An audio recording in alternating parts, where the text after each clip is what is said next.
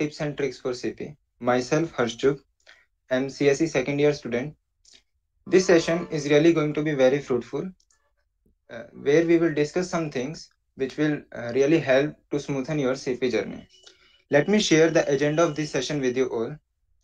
In this session, firstly, we will learn about how to approach a coding question, how we can approach the question. Then we will learn about various type of verdicts. You may have seen memory limit exceeded, time limit exceeded.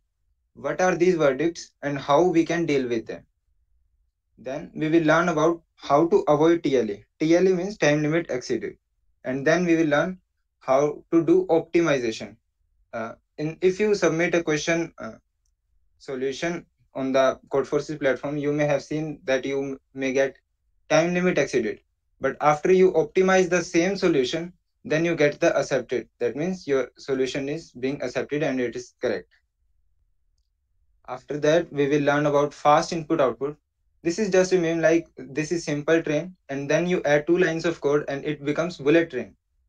Similar things happens in the code also. Your code, after inserting these 2 lines in your code, this becomes fast. Then we will learn about what are custom snippets and how we can form them according to our convenience. Then we will learn debugging the code. And lastly, we will conclude the session with common mistakes to avoid, and we will answer your doubts. So without wasting any time, let's proceed to the session. Now over to you, Kajal. Hello everyone, this is Kajal Kumari, CSE second year, and I'll be presenting to you today about how to approach a coding question. I hope my screen is visible. Can anyone confirm it? Yeah, it is visible. Yeah, okay. So first,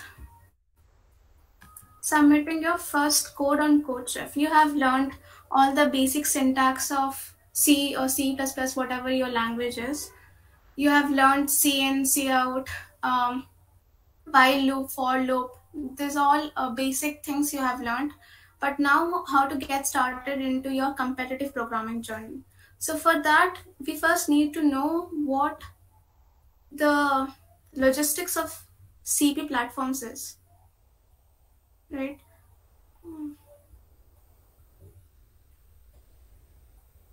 This is a common problem question here. Add 2 numbers. Every problem will have 4 segments. 1 problem statement, input, output, and constraints. Problem statement, in problem statement section, you'll be given a problem. It tells you in detail about the task to be solved. Usually, although not necessarily, it is accompanied with a story. As a competitive programmer, it is your job to break the problem statement and figure out exactly what it is asking. So in this problem statement, for example, asks us that Shivam is the youngest programmer in the world. He is just 12 years old. Shivam is learning programming and today he is writing his first program. The task is very simple. Given 2 integers a and b, write a program to add these 2 numbers and output it. So what has the problem asked us to do? That given 2 integers a and b, write a program to add these 2 numbers and output it. So if you have learned basic syntax, then you will start with this, something like this, in hash include. Oh, by the way, I'm writing in C++.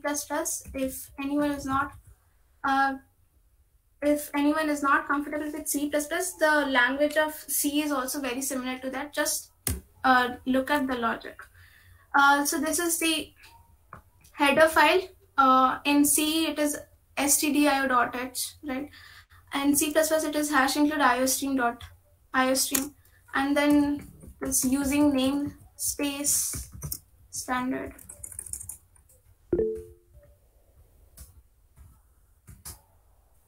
And int main. Kajal, please zoom the screen a bit. The font is Zoom small. this. Okay. The font is small.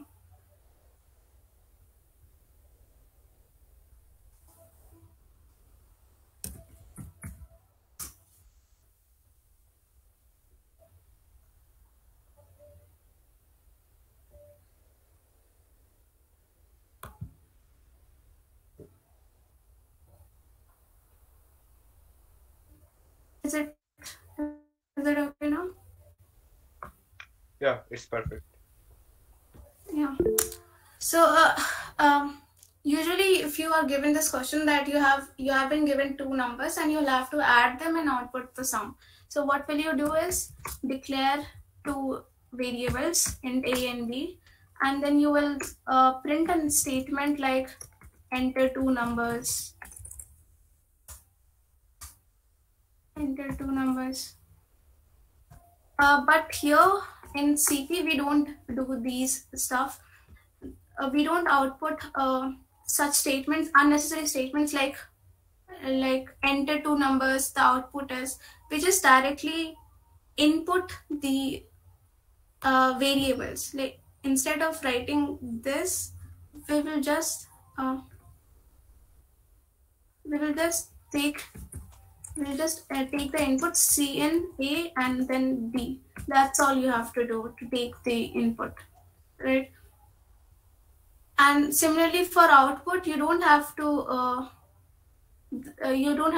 output something like the answer is or please enter T. These all statements you don't have to output.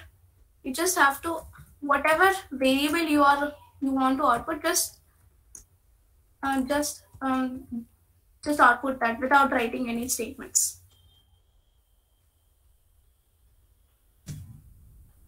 This is input and output, and then we have, I'll just read it. Take special care of the output format. Everything your program prints is considered output. So if your output some debugging statements like please enter T or print something like the answer is, this will be considered as part of your answer, and because it does not satisfy the output format, it will be marked wrong even if your answer is otherwise correct. So you have to strictly stick to the input and output format. For example, in this question, it has asked that the first line contains an integer t. So what we will do is, the first line contains an integer t. So first we will declare a variable t, and then we will input t, right? And then follow t lines. In each line contains two integers a and b. So for there are now t lines. So for example, I do this. Int I equals to 1. So this will take t lines, and for each line again I have to take input two integers a and b. So I have input two integers a and b, and then it has asked to add these two numbers. So I'll add them and then output the sum, and that's all you have to do. You don't have to print unnecessary statements like print please enter or the sum is. Just the variable name, whatever you want to output, that variable name you have to just output it.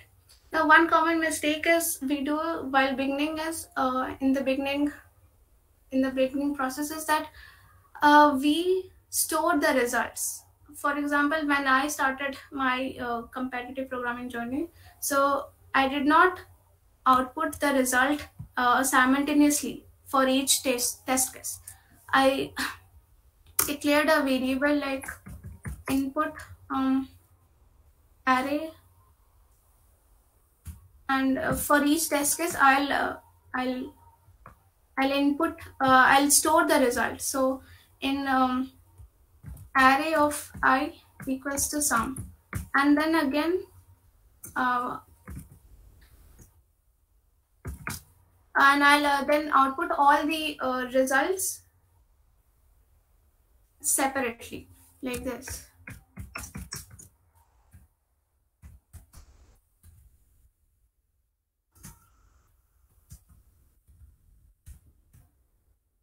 You don't have to do this because first the t can be sometimes very large, which will exceed the size of array. Maximum the size of array can be as large as 10 to the power 7. You don't have to store the results in an array. You just have to print it simultaneously. Instead of doing this and all of this, you just have to print here cout sum.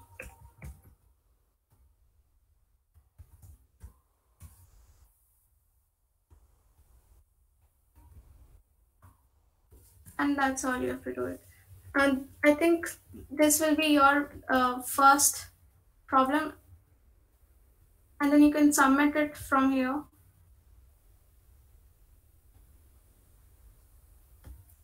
You have to first choose your language, which is C++ 17.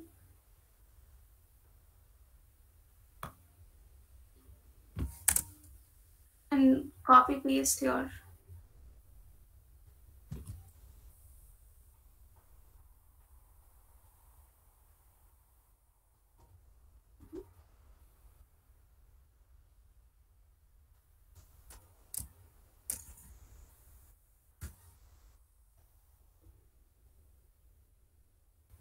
I think that's all.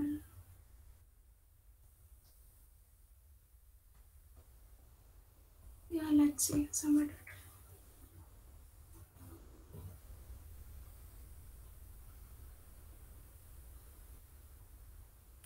So you will now learn about the various verdicts by Satvik. So over to you, Satvik, now. Yeah, hello everyone. I'm Satvik Kashyap. I'll be telling you about the various types of verdicts which you'll be getting after submitting a problem. So just wait a second.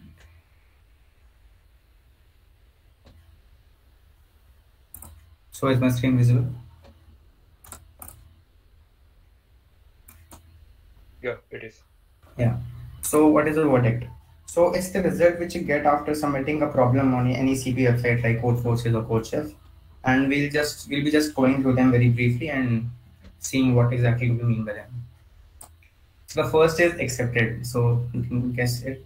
If your code has passed all the test cases, and then your code will get accepted, and you are good to go to the next question or next problem.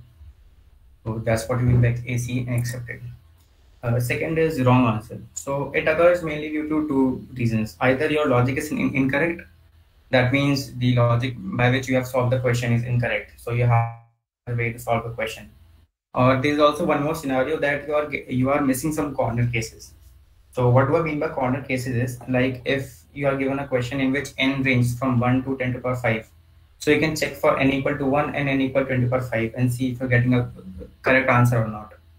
So in basically you just have to debug your code if you get a wrong answer, and debugging will be taken up by Mayur and after me, so you can check out from there how to debug your code.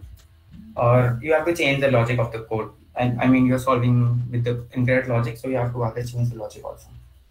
So that's what you mean by wrong answer. And also it's also possible that you are getting AC in like your sample test cases, but when you submit a question you're getting a wrong answer, so that also means that your logic is incorrect. Third is time limit exceeded. So this occurs when your code is not optimized for the given set of constraints in the question. What do I mean by that is, take a look at this code, at this piece of code, this while loop. So this while loop runs in O of n complexity. And what do I mean by O of n complexity is linear time complexity. We are just decreasing m in every iteration of the while loop, like m minus equal to answer of 0 and m minus equal to answer of 1. So in this question, it was a CodeForces question, it was a contest question, and in this question, m was given to be 10 to the power 9. So if we do linear time complexity with m equal to 10 to the power 9, this will give a TLE. Why? Because look at this table. If n is greater than 10 to the power 6, then you can't use O of linear time complexity, because only if n is less than equal to 10 to the power 6, then only you can use linear time complexity. So basically you have to optimize the code then to get rid of TLE. And how to optimize the code, you will be seeing this later by Atithi or Mayur maybe. So this is what you mean by TLE. And next is memory limit exceeded.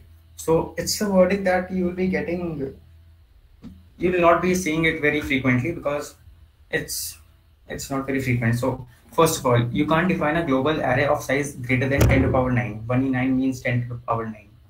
So that means you can't define an array which is outside of your end domain, which is of size greater than 10 to the power 9, because then your compiler won't even compile your code. So that's why. The second reason is you are using a recursion, brute force recursion with large inputs. So the thing is, the time complexity for recursion is 2 to the power n. So if you use large inputs now, so either you will get TLE or you will get MLE. Because in recursion you use stacks, so stacks get stacked up on each other and you will get MLE. So to get rid of that, you either have to optimize the recursion or use DP or stuff like that. You won't be using that in the beginning, so that's why I told you that it's very rare to get MLE. And also, if in a question you are using like too many vectors or array, that means you are using 8-10 arrays in a code, that it's also possible that you'll get MLE. So what you can do is the number of arrays you're using in the code, that will get rid of MLE for you. And runtime error. So runtime error occurs due to mainly two reasons. So first of all, it's a very basic reason that in any part of the code, if you are dividing any number by 0, then there's a possibility, then you'll get a runtime error, right? And the second reason is if you're accessing an index of an array or a vector which is out of bounds. And what do I mean by out of bounds? So take a look at this code. So we are taking input n and we are making an array of size n. We know that the indexing of array is from 0 to n minus 1. So after taking the inputs, we just LL is nothing but long int, which is equal to, you can take it as int only, no problem. So what we are doing in here is we are wait a second. Yeah, what we are doing here is we are looping from I equal to 0 to I equal to n minus 1 and just see out AR of I and AR of I plus 1. So what will happen in this code is up till I equal to n minus 2, this will give AR of n minus 2 and this will give AR of n minus 1. Everything will work perfectly. But when as soon as we get to n minus 1, this will give AR of n minus 1, but this second array will give AR of n. But we know that AR of n is not in the bounds because an array of size n only has index till n minus 1. So this will give you a runtime error or a segmentation fault if you are submitting in CodeChef, right? So to get rid of that, you have to make sure that your indexing is not out of bounds, and then you will be good to go for runtime error. So these are the basic errors, basic verdicts which you will be getting. And there's also the last one, it's compilation error. So it's because your code is syntactically incorrect. I mean, you are using cout scene incorrectly, or something is, your semicolon is missing or something. You won't get it very easily because you will always run your code first in a compiler, then you submit that code. So you will be getting compilation error in your compiler only. So you can get rid of that very easily. So this was from my side, all the main verdicts which you will be getting, and and now Mayur can take it from here. Thank you. Yeah. Hello everyone. Myself Mayur from second year CSC. Now I will just present the screen.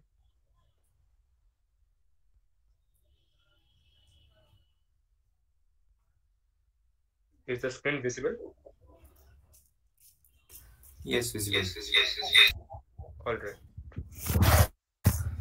So as discussed, like whenever you submit any question in competitive programming, in many cases you might have got it like a time limit exceeded, and so you must be familiar with this term.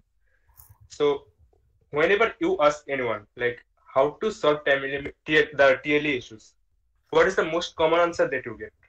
Anyone? Like whenever you get TLE and you ask someone that my code is getting TLE and I need some suggestions or what can I fix in the code. So what is the reply that you get from your friend or anyone?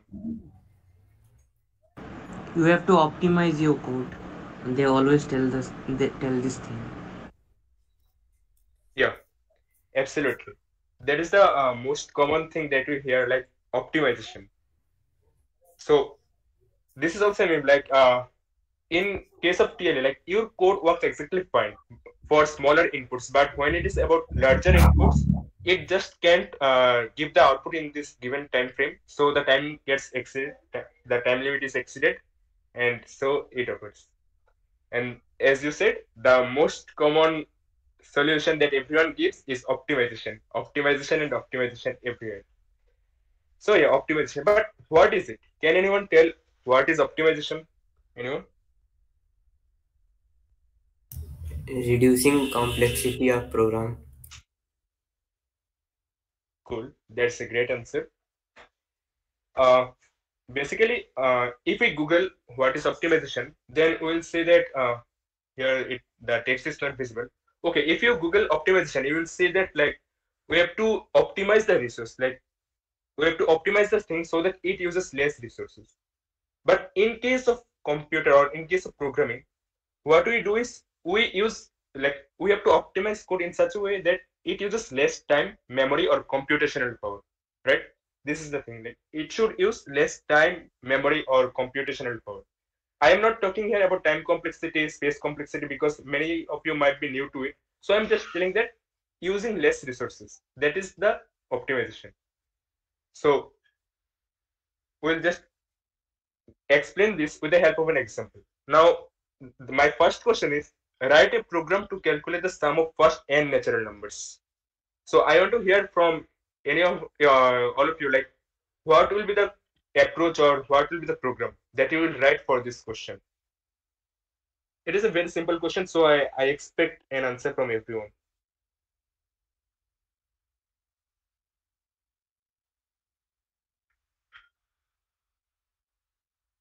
Either we can iterate over all the numbers, or we can use that sum n into n plus 1 divided by 2. Okay, The first n one into n is plus 1 divided by 2. yeah. That's a great answer. But I want some like more odds code. I don't want such a good code. Can anyone give me more odds code? Yeah, iterate over all the numbers and accumulate it in a variable from 1 to Okay, n. cool. That's a odds code than before. Anyone having any much bad idea about it? Like anything bad, more bad codes, recursion. Anything else? Anything worse than that? Anyone having any more idea? Just think what we used to do in our childhood. Think about that. Or what is people used to do in early times, in earlier years, 1,000 years back, when about the ancient people, what did they use to count numbers or to add stuffs? What is the method that they use? Tally bars. Cool. So yeah, that's one answer that I wanted to hear. So in earlier times, people used to use various objects like sticks or like various other things. What they used to do is whenever they wanted to add some numbers, they used to divide it in terms of one. Like if the number is 4, then it means there are 4 sticks, 1, 2, 3, 4, like that. If there are five, if the number is 5, then it is 5 sticks, 1, 2, 3, 4, 5. And how did they used to add it? They used to add it like 1, 2, 3, 4, 5, 6, 7, 8, 9, like that. That was the thing. Like for every number, they used to add one at a time. Like if the number is 5, then they will add 1 5 times, not 5 1 time. This is the thing we do today, that we add 5 at once. But earlier, they used to add 1 5 times. That was the thing. So I guess with this idea in mind, I will go with the worst code possible for this question. So the method one will be like, first of all, I am taking a number n. Here n means 10 to the power 10. So I want the summation of first 10 to the power 10 natural numbers. Here I have taken double because this number is very huge and I don't want to get any errors. So I have taken double. And the sum is initialized as 0. And then what I have taken is I have gone from 1 to n. And for every number, I have added 1 at a time. See, sorry, here the code is a bit wrong. It will be j less than equal to I. Not n, it is a bit wrong. Please forgive me. It will be I here, j less than equal to I. And for every I will add 1 at a time. And then the whole sum will be calculated and the sum will be printed out. So before for this code, can anyone tell me like how much time will the computer take to give the output? Anyone have any idea? N square. And no, means I guess many people here are beginners, so they won't be able to understand n square. Can you say in terms of time, that is seconds, minutes, hours, like that? Any idea? Anyone? Any guesses? Like how much time will the computer take to just print this single output, to give this single output? It does. What? I couldn't hear you. Can you please say again? I guess 10 year almost. More Okay. than 10. Okay. Let's just run it in code forces first and see what does code forces say about it. Here I'll just change it from I to N to I, and I'll just run it. Okay, it is running here.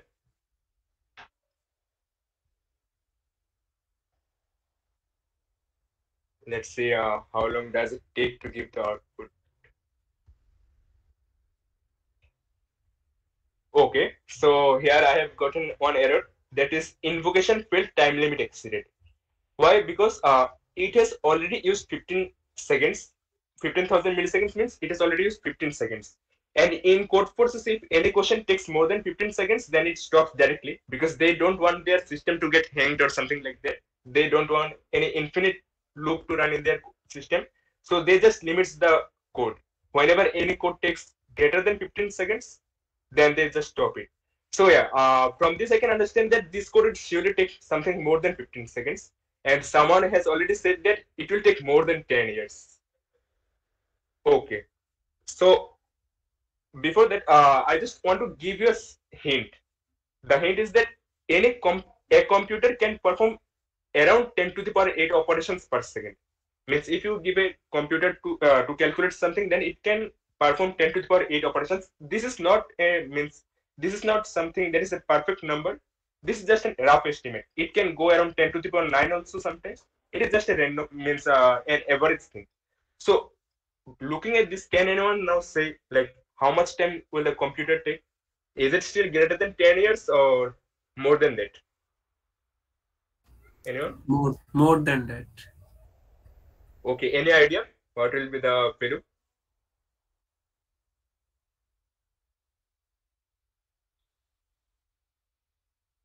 Okay, so I'll just go with the thing. So let's see. What? It is greater, even greater than 15,000 years. Can you just imagine? It is greater than 15,000 years. How? Because if you calculate the sum of first 10 to the power 10 natural numbers, the sum is around 5 into 10 to the power 19. And since 1 is added every time, at each step we are adding only 1. So it will take 5 into 10 to the power 19 operations, right? Since the result is 5 into 10 to the power 9 and we are adding 1 at its operation. So it will take 5 into 10 to the power 19 operations. And in each second, it is taking, in each second, it can do 10 to the power 8 operations. Then I am dividing by 60 seconds, then 60 minutes, then 24 hours, then 365 days. And if you calculate this, it is much greater than 15,000 years. So it will be like it's still it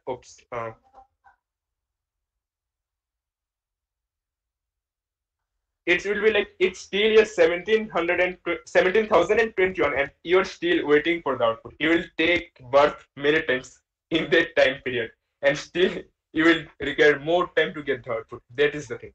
So that is the worst code for this. Now I'll go to my method 2 for this. The method 2 is like, as one suggested, we will just add the number at each step. We'll just go through from 1 to n. It will give, we'll add the number at each step and we'll just output the sum. So now can anyone say how long will it take to print the number? Anyone? 100 seconds. 100 seconds. Okay, can you say how? Is it 100 seconds? 10 is to the power 10 upon 10 is to the power 8. Cool. So in a rough estimate, you can say that it will take 100 seconds. So let's just run it in code forces 2 and see how much time does it take.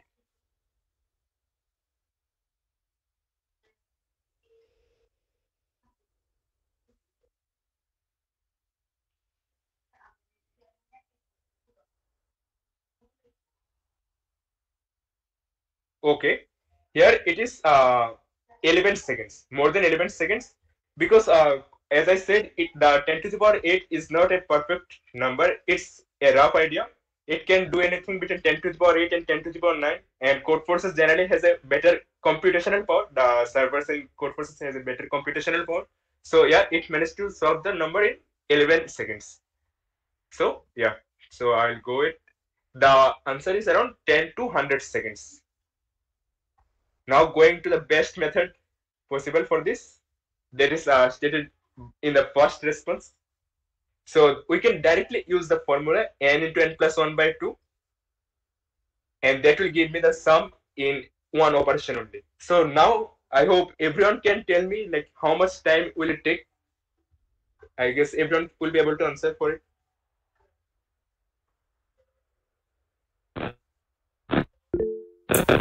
10 to the power minus 9. 1 millisecond. Okay. Also I got another answer is 1 millisecond. So let's just run it also and see how much time does it take. So here this is the code and I will just run it. Let's see how much time does it take. So yeah, see here it used 15 milliseconds, though it shouldn't use that much time. Let's just run it again. Okay, it is using 15 milliseconds, but generally You are it using shouldn't double. You are using okay. double. No, no. If I use long, then it will be overflowed. Long can't handle 10 to the power 20, around 10 to the power 19. It can be handled by long. Anyways, it will take around 15 milliseconds. Or actually, if we calculate by our own formula, that is 10 to the power 8, it should take much less than 1 microsecond. Also, here the code forces doesn't actually give the correct timing for short times. Means whenever any code takes a very short time, it doesn't give the correct timing for that. So it shows 15 milliseconds, but actually it should take much less than 1 millisecond. So yeah, we tried to optimize our code and we actually optimized it. Happy with that, I guess. So yeah, so what does optimization mean here? Like we are just using a formula, we just reduce the time. That is a simple optimization. Like if we do in a normal way, that is the brute force way. What is brute force? Brute force means using the computational power. Earlier we are using the computational power for calculating the number. So it was taking so much time. But if we could optimize it by using a formula, because we know the sum of first n natural number is n into n plus 1 by 2. That is the basic math. If we use this, then we can just reduce the time by a lot from 15,000 years to less than 1 microsecond. So this was a basic example. Now let's just go to a better example this time. So this time the question is write a program to print all the factors of a number n. So I want to hear what are the approaches that you have. Anyone? You have to print the factors of number n. I guess you know you have done it in maths also. Anyone?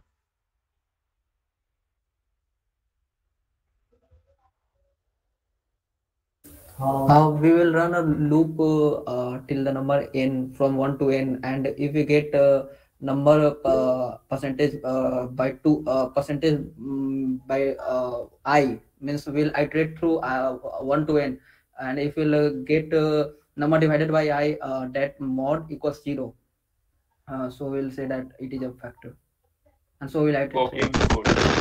So yeah, we are actually going through your method only in our first step. So here the first step is, let's say the number is 36. We want to print the factors for 36. So what will we do? We'll just iterate from 1 to n. That is, we'll go from 1 to 36 and see. We'll do the modulo here. At each step, we'll just do the modulo with I and see if the remainder is 0, then that means it is the factor. If any number divides the number n and the remainder is 0, so it is a factor of that number. So we'll just print that number and we will go on. So now, can anyone tell me the time complexity? Though many of you might be new, but I guess some of you know about time complexity. So can anyone say what is the time complexity for this case? Big O of n. Correct. It will be big of n, because what does the time complexity mean? Time complexity means like how many steps it will take. That is the rough idea. It will run till n times, so it is a time complexity of n.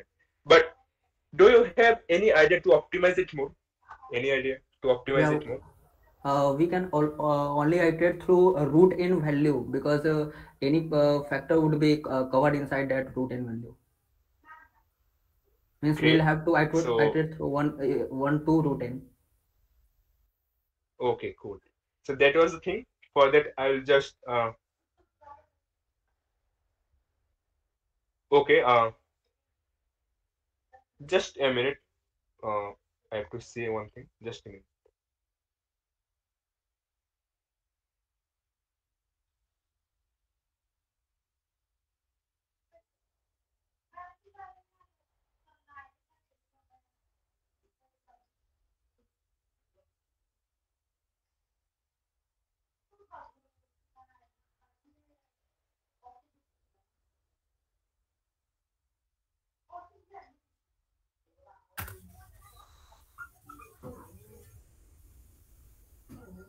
Okay. So we'll just see what are the factors of 36. We know that the factors of 36 are 1, 2, 3, 4, 6, 9, 12, 18, and 36, right? So if you observe carefully, right, whenever we find that 1 is a factor of 36, then at that very moment we can also say that 36 is also a factor of 36, right? Did you get it? Like if we know that 1 divides 36, that means what is the quotient here? 36. So that means 36 is also a factor of 36. Similarly, when you say that 2 is a factor of 36, that means 18 is also a factor of 36, right? Because when you divide 36 by 2, it is the quotient is 18. That means when you divide 36 by 18, the quotient will be 2. And so 18 is also a factor. So in this way, just we can say that 1 and when we go with 1, we'll get 36. When we go with 2, we can get 18. When we go with 3, we can get 12. Then when I go with 4, we can get 9. And at last when we go with 6, we'll get 6 also. Because 36 divided by 6 is 36. Now, if you notice from this, like, what were we doing actually? Now, focus on the number line. Whenever we are at 1, we are at 36, the other number. When we are at 2, the other number was 18. And let's say the number is I. So what was the other number? The other number was n divided by I. Because we are taking the quotient here. The other number is n divided by I. And how long will it go? We have to check till root n only, because if I take any I greater than root n, let's say I have taken I here. Let's say I have taken an I here greater than root n. So what will be n by I? N by I will be here only, right? Let's say I have taken I, that is 9, which is greater than root 36. Root 36 is 6. I have taken 9, that is greater than root n. So if I take 9 from here, so what will the other number? The other number will be 4, and 4 will be from here. And we have seen that 49 is already there. So we don't need to see anything beyond root n. So that was the whole logic. Like we have to go through till root n only, and we'll get the factors. So yeah, if you see the code, we'll just see that we'll go to square root of n, and we'll see if it is means the modulo is 0. Then if it is I, because if n divided by equal to I, that means let's say in case of 36 divided by 6 is 6, right? So we don't need to print 6 twice. So in that case, we'll just print I, or else in all other cases, we'll just print I and n minus I. N divided by I, sorry, n divided by I. So that will give me all the factors, and the time complexity will be big of root n. And we have successfully optimized the process also, right? So how did we do optimization here? We have done optimization here by a fact that we can just go through the square root of n. We don't need to check till n. We can just check up to square root of n. So these are some of the methods of optimization, right? You can optimize by using certain formulas, or else whenever you run your code, you can see that there are some patterns in the answer. You can observe those patterns and then optimize your code. Or else, like, you can optimize your code by using these certain facts, like we have to check only up to square root of n in case of finding the factors. And also, as you learn DSA and competitive programming in your whole journey, you will meet many new optimization methods. At that time, you will get to know all other optimization things also. So that was all from my side. So over to you, Aditi. What will be the time complexity of this code? It will be big of root n, because we are checking only root n types, right? From 1 to root n we are checking. So the time complexity will be big of root n. I guess there is something wrong. It will be its complexity will be not big of root n. Why? Because you are calculating square root of n each time, okay, in the loop. Here in the loop, In the loop. Yes. Here square root of n will be in big of 1 operation. It is a big constant operation, right? It won't take. It will be big of 1. Here, Actually, it will be of log of n, I guess. No. You should write No. If you do square root of n using binary search, then it might take log of n. But here it should take a big of 1 operation. Also, like if I agree with you, then we can just store the square root of n in another variable. Let's say I have declared another variable, let's say int a, that will be equal to square root of n, and I will just here use a instead of square root of n. Correct? It can be, but one better way is that if you will write I star I here in the loop, you will write, if you will write I into I less than equal to n, that will be the more better. Okay, very good. Thanks for that approach. I'll just fix it here, right? Anyway, log of n is very much less than square root of n, right? So it would be root n. No, actually, yeah, that's also of root n into log n हो जाएगा फिर. Say we take a number 10 to the power 7, so log of 10 to the power 7 is only 7, right? And root of 10 to the power 7 is very large, so it's negligible. We can consider of root n that way. Yeah, okay. It's okay. So is it clear? Yes. All right. Thanks. You also gave me a good approach. Okay, over to you, Aditi.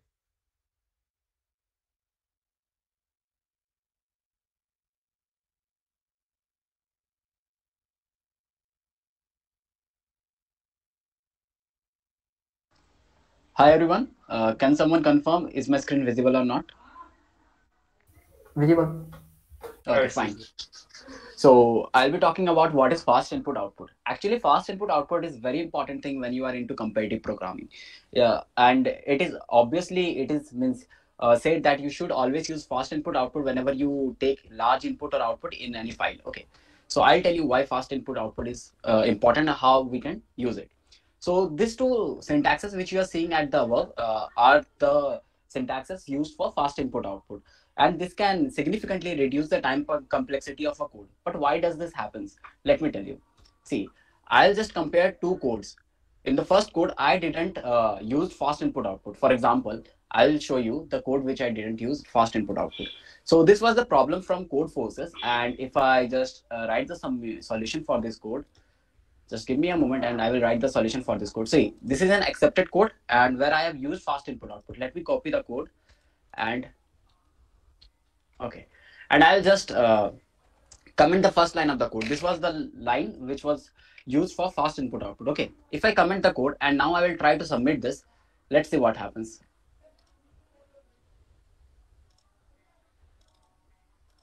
The logic is still the same. The logic hasn't changed yet, because we have just commented a line of code that isn't anything specific to related to the code, the logic of the code. So the logic should be same, but we got time limit exceeded. That means what? That my code wasn't optimized yet, right? But see, after just uncommenting this line, what happens? When I just uncomment this line and again try to submit the same file, it gets accepted. This should get accepted. Let's see.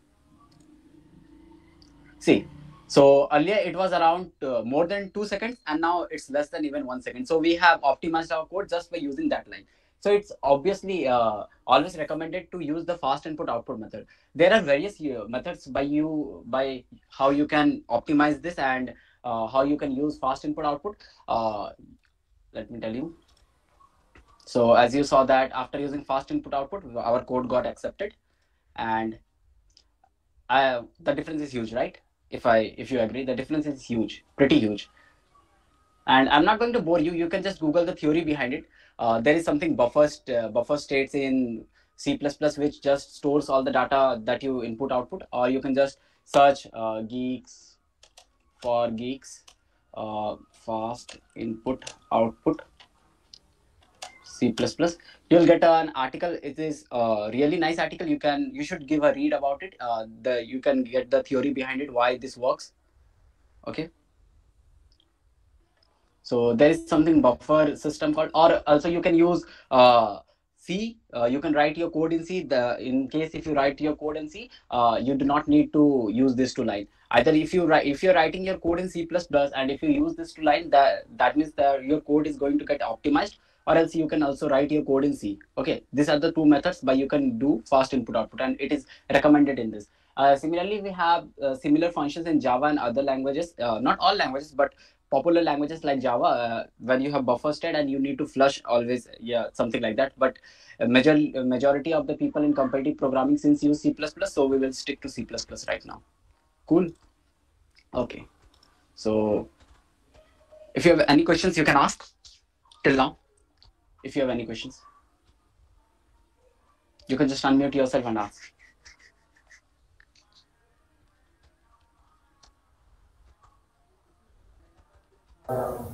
Do we need to use this in every question on Codeforces? Yeah. I will recommend to use it in every line, in every code of your Codeforces. It's a good practice to use it. It's a good practice. It's up till your wish you want to use it or not, but if it optimizes your code, you should use it. There is no negative point of this. Anyone else?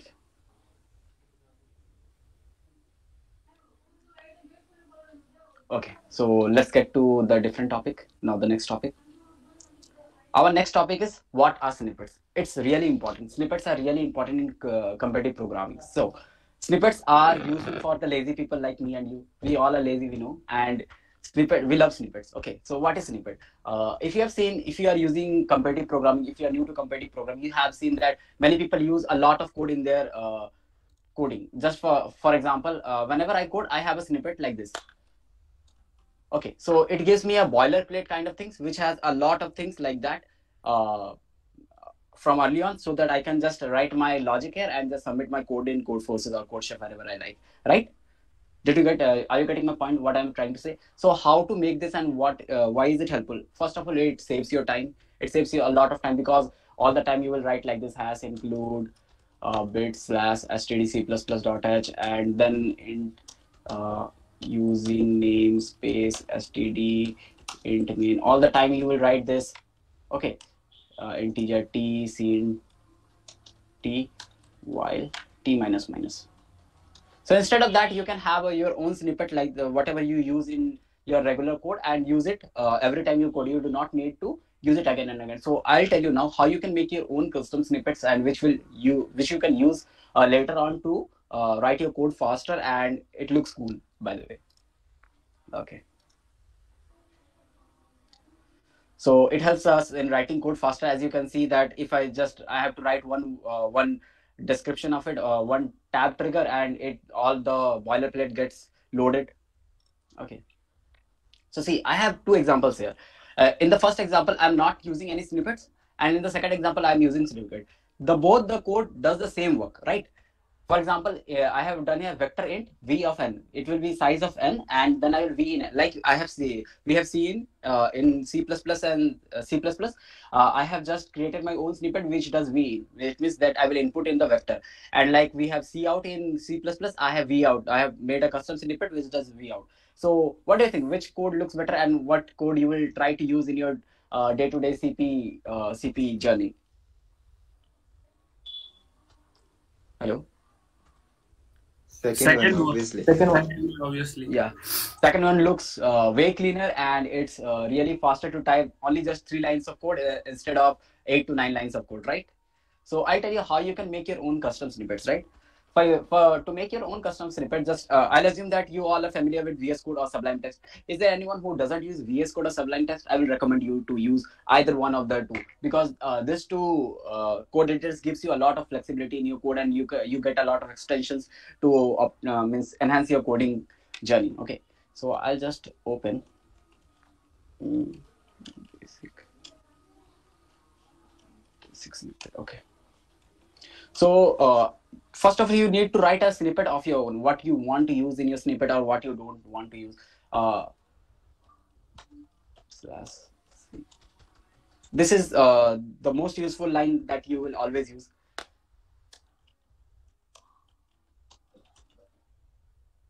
Okay.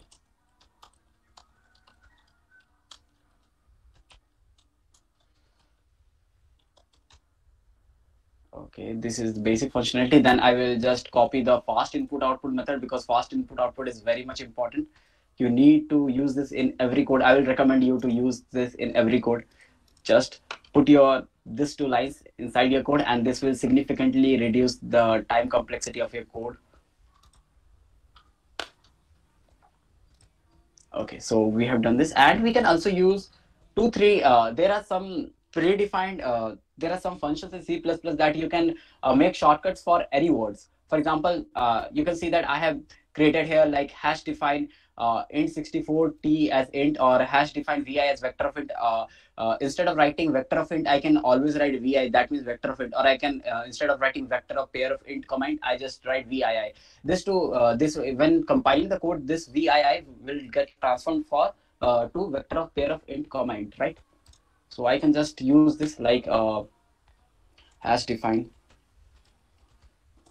long and hash define vector int. And if you found the way I input and output my vector, you can just copy these 2 lines also. It's used for just taking input in a vector and giving output of a vector. You can just copy these 2 lines also. So yeah, you can do this. Okay. So this is basically a basic snippet. If you want to add more functionality to it, you can just add more functionality to it. Or if you want to use someone else's snippet, you can just copy snippet from someone, some good coders like NM or Utkarsh Gupta or even Priyansh Agarwal. You can just use their snippet. Their snippets are really very good, and I use their snippet only. Okay. And after you have created your own snippet, you just need to copy whole code and just go to a website called Snippet Generator. Snippet Generator. You can just search this on Google, and you will get redirected to a website. You just need to paste your snippet here and give a tab trigger. You can just write basic snippet or snippet, anything you can write, snippet, anything you can write, and just you need to copy this.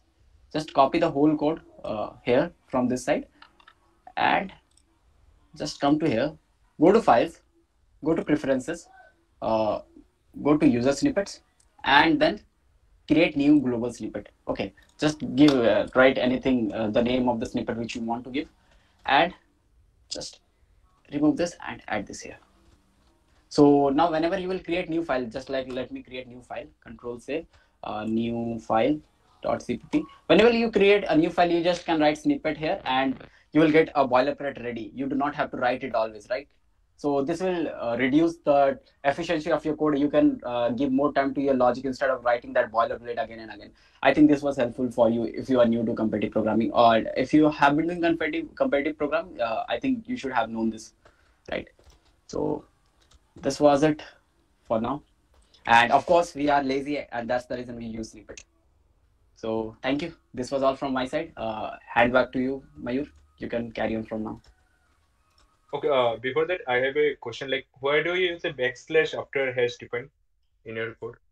Okay. Okay. So there is some kind of if I don't use here a backslash, this means that the next line is not in the C. For example, let me show. I'll tell you why. Just give me a moment. Let me share my screen. Is it visible? Okay, so if I remove the backslash, that means the compiler thinks that this line is separate from this line. If I'm including the backslash here, this now compiler thinks that, yeah, these 2 lines are of the same line. These 2 lines are not different, but in the same line. Did you got it? Or you can just remove the backslash, and you can just bring this in the same line. That also works. Okay, got it. Okay. Thanks. Fine. Yeah. Any doubts? We were starting. Okay, fine. Okay. before starting my presentation, I would like to one more thing in the first input-output part of Atithi that is said. You can also use printf, scanf functions for having the first input-output things. Like if you use scanf printf instead of cin and cout, then also you will get that the time required is much less. It works the same as using cin.tie null and like that. So you have two options. Either you can use printf scanf or you can use that iOS sync with Studio, that thing. You can use either of them.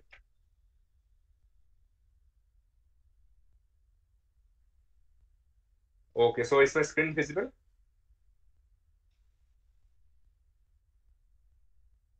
Yes. Cool. So this is a very interesting thing, like debugging. Most of you have run into errors and don't know like how can we debug that? How to find where is the error occurring? So in this session, I will also tell you like how can you debug your code. And debugging means being the detective in a crime movie where you are also the murderer. That means you have written a wrong code and also you are a detective in the same code. So there are multiple methods of debugging, right? But in this session, I will just focus on two simple methods. One is using print statements that most of you might be familiar with, and the other is stress testing that it may be new for you. So starting with the using print statements. So we use print statements when our output doesn't match with expected output. Let's say we have written a code and expected output is, let's say, 10, but we have gotten an output of 15. So the answer is not matching. So we have to find out where has our code gone wrong. So for this, first of all, what do? We just check through our code. If we have done any mistakes, like missed any less than or equal to sign or anything like that, we first check it. Then we see if the logic is correct or not. But even after that, if we still fail to get like what is wrong with our code, then we can use the print statements. For example, let's say for this code, the question states that you are given an array of integers and another integer k. Now you have to find out how many elements are not greater than k. So is there anyone who didn't get the question? The question is pretty straightforward. So is there anyone who didn't understand the question?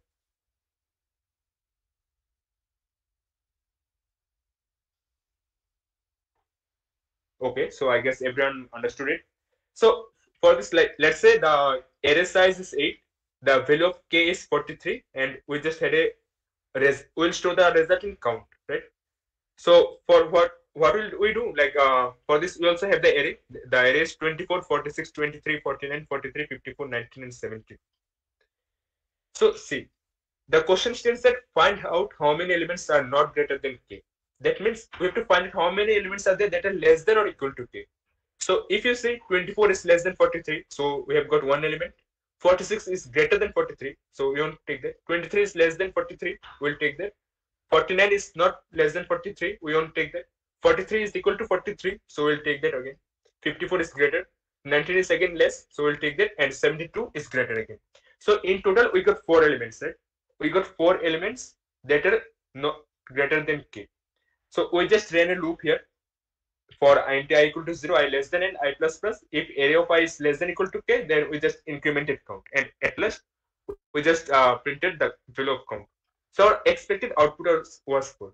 But somehow, if we run in Codeforce or anywhere, you'll see a different result. Let's say if I run it in Codeforces, here it is the code, and I'm just running it here. Let's see what is the output this time. Yeah, the output is something different. Means it is totally random. It is giving me a garbage value, 1658224. That means we did something wrong with our code. Now, can anyone say like what did we do wrong in the code? You didn't initialize the count with 0 value. Exactly. But here, since the code is very small as well as simple, so you could easily see that. But whenever the code becomes large or complex, it becomes very difficult for us to figure out that. We miss out the simplest thing also. So for that, we use the print statements. So here is a beautiful meme for you that many people say that we can use the debugger, and we can also say that debugging is just writing print statements with extra steps. So now we have just added some debugging statements here. So that is the print statement. See here, what I have done is I have added cout I, then a semicolon, then count. That means in every step I am seeing the value of count. It will help me to see where did the value of count go wrong. This same process you can follow in your whole code. You can just write your print statements in the whole code and see where did this code go wrong. So let's just experiment with it and run it in code forces. So I will just run it here and see what is the output. So here you see, when I was 0, that means in the first step, the value of count is something greater than 0. Whereas count should be 0, right? Initially count should be 0, but here we see that the count is greater than 0.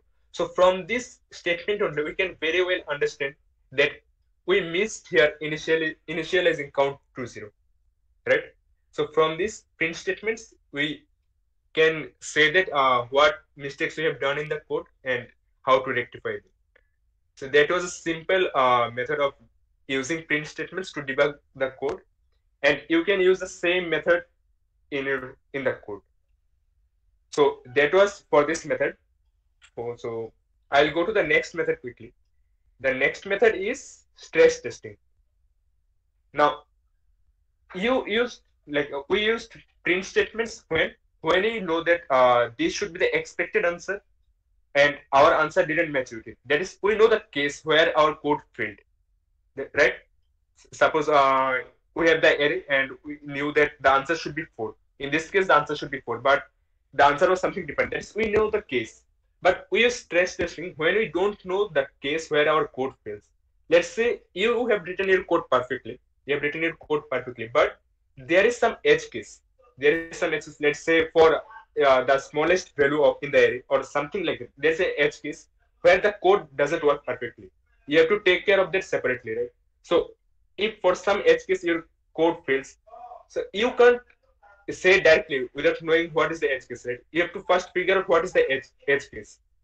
So this stress testing is used to figure out what is the case where our code fails. And how does this work? This works using two different codes are tested together to find discrepancies. So I'll just show you an example for this. So let's say I will take the same example again. Find out the sum of first n natural numbers.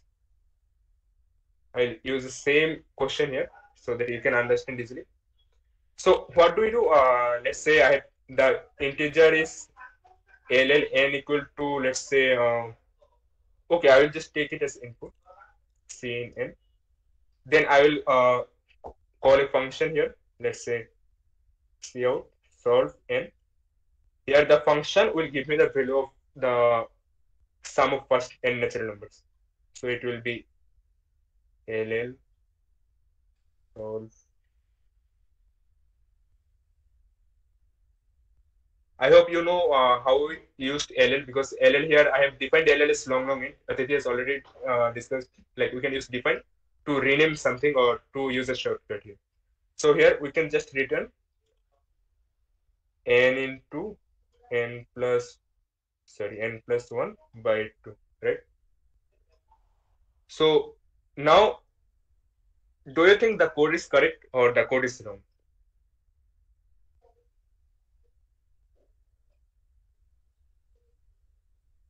Anyone?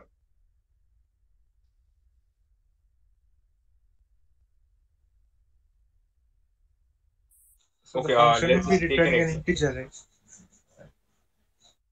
Correct. So let's say if I take some small values, like let's say 80, the code runs perfectly. The answer should be 3240, or let's say if I take 100, the answer should be 5050. It works perfectly. But if I take some big values, let's say like this. Now see, the sum is even lesser than this number. That means there is some error. But generally, this is a small code, so we could just test it with various numbers. But generally, when there's a big code, then we can't easily find out this case. We can't easily say that where our code fails. So for this, we use our debugging method. In debugging method, what do we do? here, just see from here. As I have said, just we compare two codes here. One code is the correct code that we can get from somewhere. Let's say I have taken the code from my friend. I'll just see what is the correct code, and this is my own code. That is the wrong code. See here, in the correct one, it is LLN because the value means it was a long integer. But in our code where it was wrong, it was I have used integer here, so it was not returning the correct value because overflow was happening. So here you should use this statement. Why? Because you want to read and write from the files. If you have studied like how to read and write input and output from files, then you should be familiar with it. If you use this statement, then what happens is like you can create some file known as input.txt in the same directory where this code is there. My debug file is in C++ programming folder. So I have created one input.txt file here. Similarly, I can create another output.txt file. So the files are created, and then I can just go here in view, then in editor layout, then there is an option called two rows, right? I'll just select that and see here two windows have opened. Then I can drag input.txt here. Then I can drag output.txt here. So in this way, like earlier, I was getting the input and output in terminal. Here, what I have done the changes, like I now can read the input from this input.txt file, and I can print the output in this output.txt file. And why I have done this, because this makes an easy process for us to see where the code has gone wrong. Because if I print the same thing in terminal, then the values can be very large. The numbers can be very large, or there can be multiple values, and so it might be confusing. But if we print here in the output file, then the values will be organized well, and then we can easily find what are the values. So this part was like for reading and writing from the input files and output files. Then I have used, okay, I'll just talk I will talk about this later. Then I have just used int t equal to 1000 because I want to take multiple cases. What is the main thing here? What is the main logic here? The main logic here is I will just take random values of n.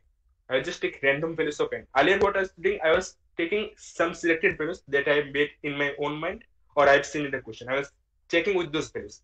But for those values, I might not be getting the edge cases. So here I'm selecting some random values of n so that I can test with random values where my code is going wrong. And if you select some random things, then there is a greater probability that you will end up with the wrong case also. It will give you the wrong case also. So I have called the correct function here. There is a correct code here. And then I have called it in the solve function here. There is a wrong code. And I will see if both of the answers don't match. That means now there is some discrepancy here. This is the thing. I am checking the two codes here. I am checking the two codes simultaneously here. I am checking the correct code also. I am checking the wrong code also. And if I see that the answers are wrong, that means this is a case where my code is failing. So at that moment, I will just print the n. I will just print the case, that's n. And at that time, I will also just print the correct answer at the time. What is the correct answer that I will get from this correct function? And at the same time, I will also print my answer. That is a wrong answer here. And then I will simply break out from the loop, because here I was checking for 1000 test cases. Because if you take a random value only one time, then there is a very less probability that you will get the wrong case at that time only. So I have taken here 1000 test cases here so that I can get the wrong value in those 1000 test cases. So 1000 times a random value will be made. And that random value will be checked with both of these functions. In both of these functions, the random value will be sent there and the value will be checked here. And if I see that there is a discrepancy, then the output will be shown here. So now why I have used this sRuntime null? This is because if you just call the rand function normally without using this, if you just call the rand function normally, then it will give you the same random value every time. If you have used the random function earlier also in your code, you might have noticed that without this, if you run the rand function, then you will get the same value every time. Let's say I will just show you here.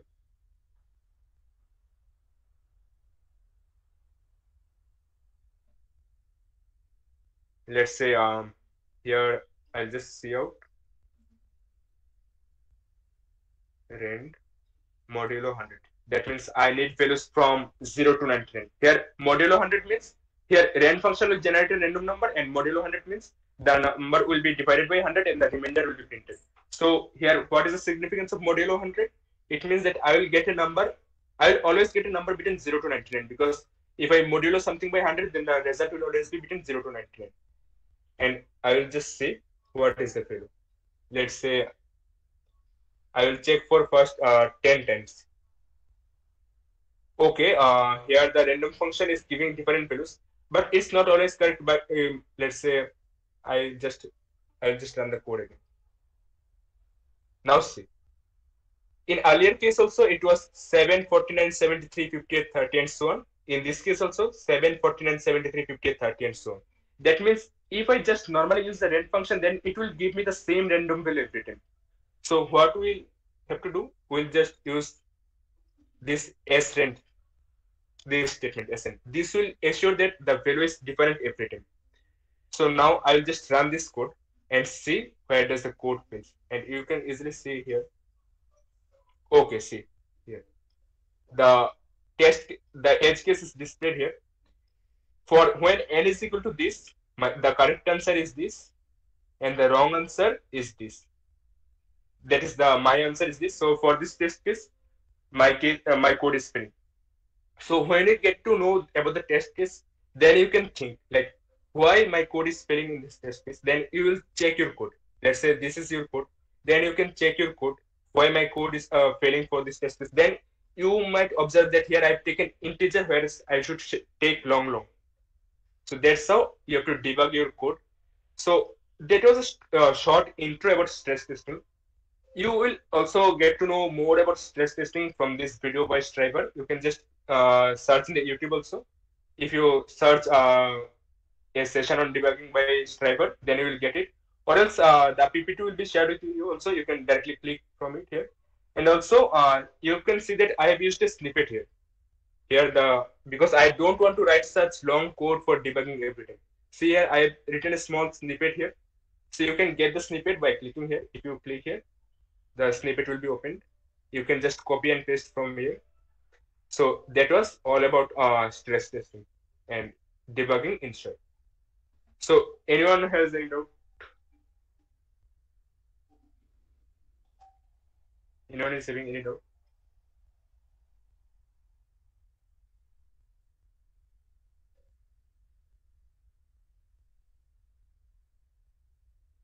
Okay, I guess none. So we can continue further. So we have come to the last segment of our event, where we'll just share some common mistakes that we have done, and you should try to avoid these things. So I guess Aditi, you start with the common mistakes that you want to share. Aditi? Just give me 2 moments. Just give me 2 minutes. Let me join from different device.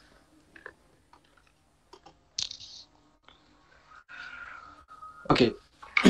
Just give me 2 minutes. Let me join.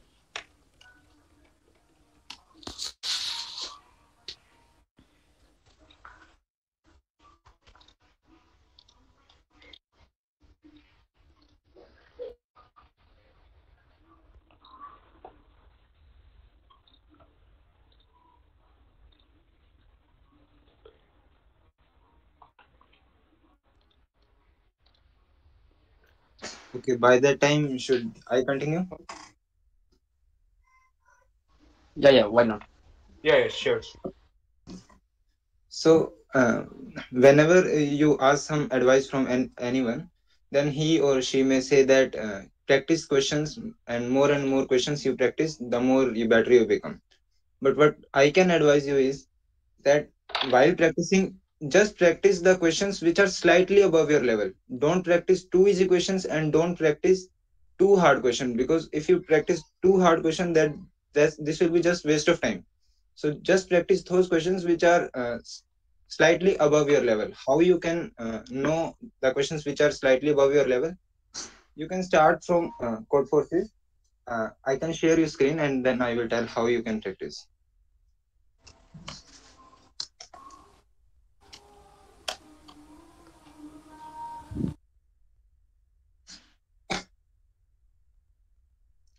Okay, let's say you go to code forces, and here it is problem set. So problem set is set for practice. There it has many questions. So this is the rating of a question, that this question is rated 2200, this question is rated 2300. How you can start? You can start from easy questions. You go to difficulty tag and you can set 800. 800 is the easiest question in code forces. So if you, and after the setting the difficulty of 800, you can sort from here by clicking here. This will sort the questions. Now the questions are only 800. So now you can practice this question. Now if you, after practicing some 800 questions, and if you feel comfortable in that, then you can move on to 1900, and after that you can set again 1000 and 1100, 1200, like that you should go on. If you are a beginner and you are practicing, let's say 2200 rated problems, then it will be just a waste of time. So please don't do that. That advice I can give. That was from my side. Harsh, Yeah.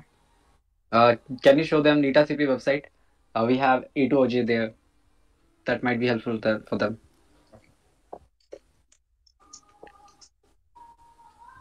You won't get like this. Let me share the link. Let me share you the link. Share the link in the or else you show.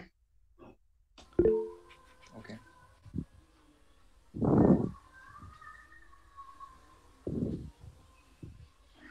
This link is not non-clickable, I think. This is an NITA CP website. In this section you will get resources, how you can learn. This is linked list part, binary search part, anything you want to learn. Then it is all combined, that how, from where you can learn the stuffs. And after that you can, if you want to practice, then this is A2OJ letter. You write your coder username here, then you select in code forces. Divisions are there. Division 3 is for beginners, division 2 is from medium coders, and division 1 is from advanced coders. So you can set the division, or you can set the rating you want to practice. And after that, let's say you set the division 2A problem. So in division 2, 5 to 6 problems are there that are labeled A, B, C, D, E, F with the increasing order of difficulty. So if you set division 2A, then after that you should write your code forces username. So I write my username,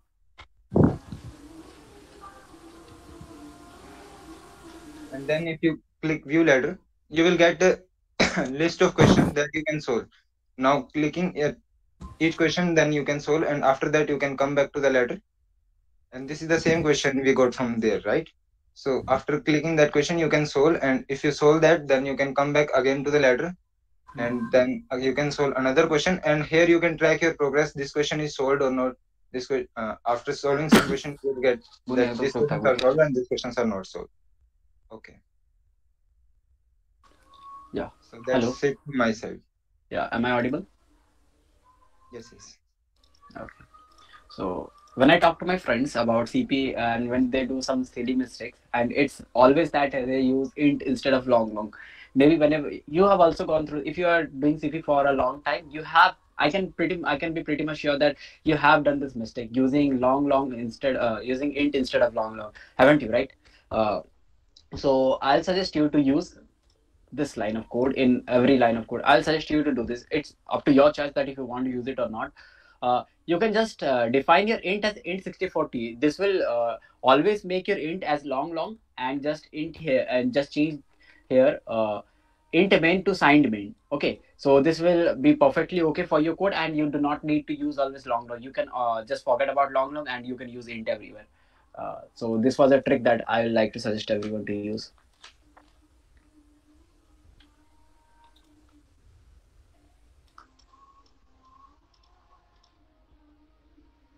Okay, I also have a few like suggestions, or let's say some mistakes that we should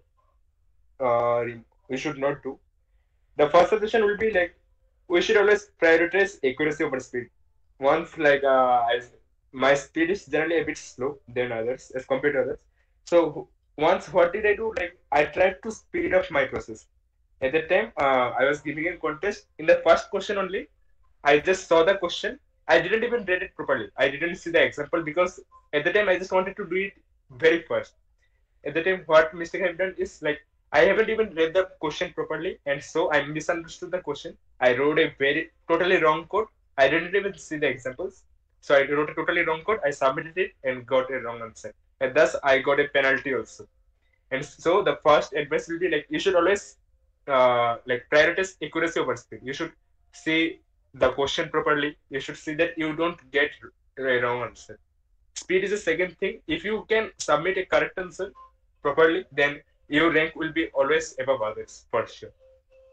Then the second advice you can say that I want to give, like whenever there is any question that is partially rated, sorry, means there are partial points for it. Let's say you will see some questions that have the points in certain parts. Let's say for part 1 there is 10 points, for part 2 there is 30 points, for part 3 there is 60 points. So why there is such divisions? Because part 1 generally deals with smaller cases. That is when the value of n or the input size is smaller. The second part generally deals with a bigger case, and the last one deals with the biggest input possible. So in that question, suppose you don't know the full, means you don't have much idea about the whole code, that is the whole solution. You know the brute force approach. But you don't know how to optimize it. The brute force approach will run for the smaller part, that is part 1 and part 2, but it will fail for part 3, and you don't know how to optimize it anymore. So at that time, if there is partial points, you should submit the brute force as soon as possible, because what happens is that if you just keep on thinking about the optimization process, you might end up getting no methods after all. You might see that you don't have any further ideas, and you have wasted a lot of time by that. And even if you submit the brute force approach after that, the rank will be much lower. So you should, if you know the brute force confidently, and if there are partial points, then you should submit it as soon as possible, and then think about the optimization process. If you find the optimized method, then you should submit it, of course. Then the third suggestion will be you should never do double correct submission. That is, suppose you have submitted a question in a contest and it showed that you got a correct answer. For some reason you thought that, let's see if I change the code a bit and how my code performs. Let's say you have this thought, and so you wanted to submit, you submitted the code again with a bit of different codes. So if you submit the same, means if you submit another submission in the contest, then if that code is correct, then you later, means the code that you have submitted later, that will be considered, and so you will be given a penalty of that much time. So let's say you are the first question, you saw that the question is very easy and you could just write the code and submit in 10 minutes and you got the correct answer. After 10 minutes you again got another approach, and so at 20 minutes then you thought that you will submit the question again, and that answer also got accepted. Now in this case, the submission that you made at 20 minutes, that will be considered, and the first submission will be skipped. So that is a loss for you, because if you submit something at 20 minutes, and that will have a greater penalty than what you submitted at 10 minutes. So that will generally lower your rank, of course. Then now I'll just go like what are the mistakes to avoid for this. Like Aditya has already said about the data types, like you should always focus on the data types. Many times we tend to use integer instead of long. So one thing that you should notice. And then another thing is in the loops. For this, I would like to share the screen.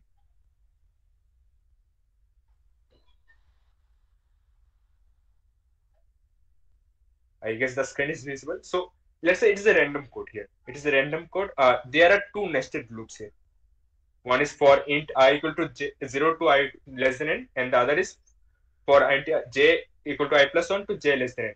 And let's say the correct code here is sum plus equal to array of j. But many times in a hurry, we make a mistake that we write here array of I, whereas the correct thing is array of j. And this leads to a wrong answer.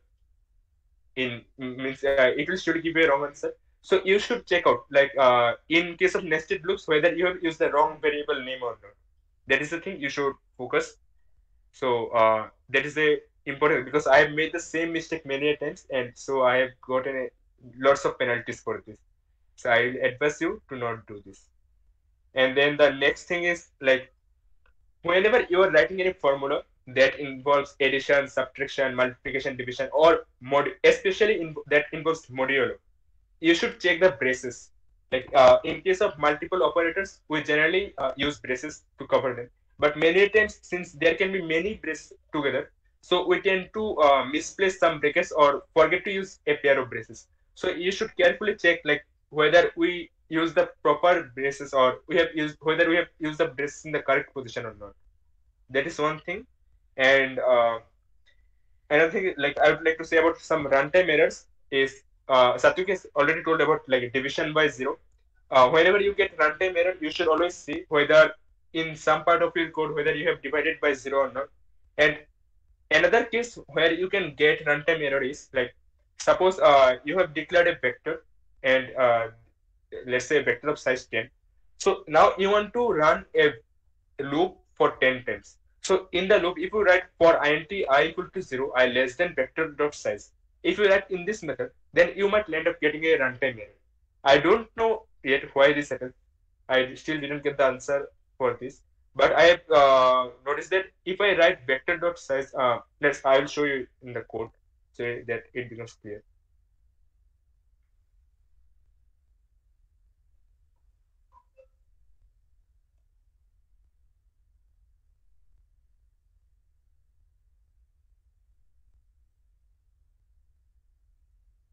So here I have declared a vector, and let's say I have inserted some elements here.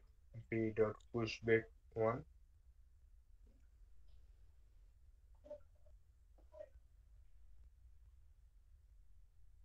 So now if I run the loop, let's say if I run the loop like this, v dot size, then there is a high chance that you might end up getting runtime error. But instead, if you just do this like int sj equal to v dot size, if you just store the size in an integer and here use sj instead, then you won't get a runtime error. So that is one mistake that you should avoid. So that's all from my side. Mayur, that was a compiler issue with MacBooks. Actually, this doesn't happen. No, it's not about MacBooks. It's about code forces. I didn't face anything, but I have heard this that it happens. Okay. Yeah, I also faced bullshit. In MacBooks, it worked perfectly. In code forces, I got the wrong answer some days ago only. Okay. So there is one you can tell about auto keyword that is also useful in CP. The auto keyword you can show them. Okay. I'm showing you that. Yeah.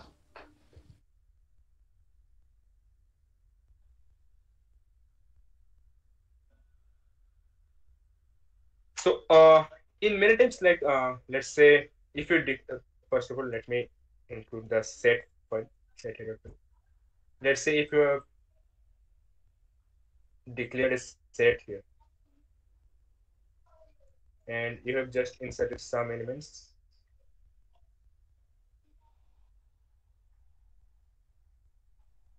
Now, if you want to iterate through the whole set, in this case, we can't use like int I equal to something and I less than s dot size. We can't do that.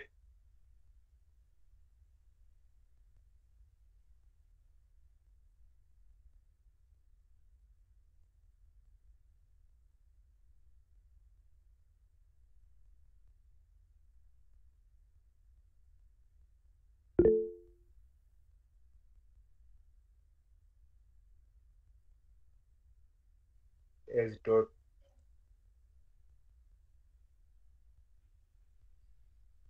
this is the way you have to iterate through a set. Now, if you see like this part, you have to write this part, and this is a very long thing. In case of maps, let's say if you have to go for maps, then in case of map, you have to write something like map of int, comma int, then iterator, it. And this is simple case, of course. And if we take it, if we make it more complex, then the iterator will become more bigger. This part will become more bigger. So writing such big things becomes difficult for us. So in that case, what we'll do is we just replace this part with auto.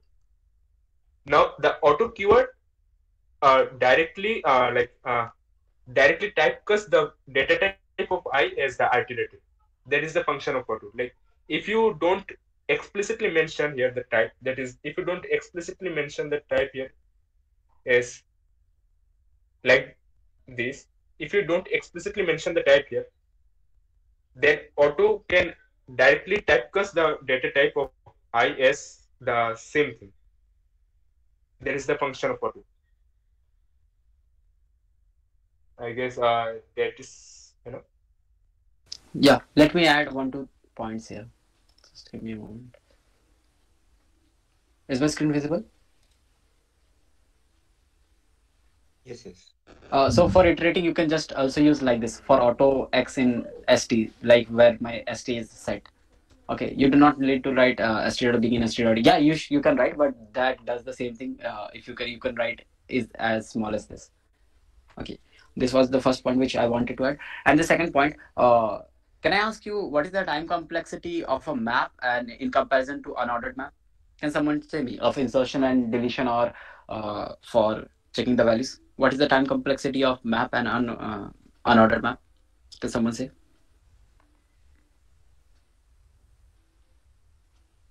log n. Log n. O of 1. Okay, unordered map is O of 1, and what is the time complexity of unordered map? Map, only map. Unordered map is O of 1 and okay, fine. So we can just by your answer, we can find that maps are not better than unordered maps. Okay. If we just want to get the values, right? I'm not considering the sorting of things, sorting kind of things. I do not need sorted pairs, right? So I can assume that unordered maps has a better time complexity in comparison to maps, right? Right? Yes. Yeah. So see, what happens is that it's not always true. Okay. There are some functions where hackers can hack into your solution and just they can make such test cases in which your unordered maps will behave like O of n in every test case. Okay, but they cannot hack into maps. So you will often see some test cases where unordered maps gets TLE, whereas maps get accepted code, right? So if you are using C++, generally because C++ is faster than Java around 3 to 4 times it's faster than Java when you are considering code forces, and it's around 7-8 times faster than Python when you are considering code forces, right? So if you are using C++, I will always suggest you to use maps when it's not bounded, when your time complexity is not bounded. You can just use maps instead of unordered maps. Because they cannot hack into your solution. It will always be log n in no matter what the test case is. But this can change in accordance to with the test case, because when there are a lot of numbers, hashing or collision happens with the hashing. You need to know the internal how implementation, how unordered maps are created. So they can make such test cases where a lot of collision will take place, and this will become O of n. When you will insert or you will get the values, it becomes O of n. So I'll suggest you to use maps instead of unordered maps.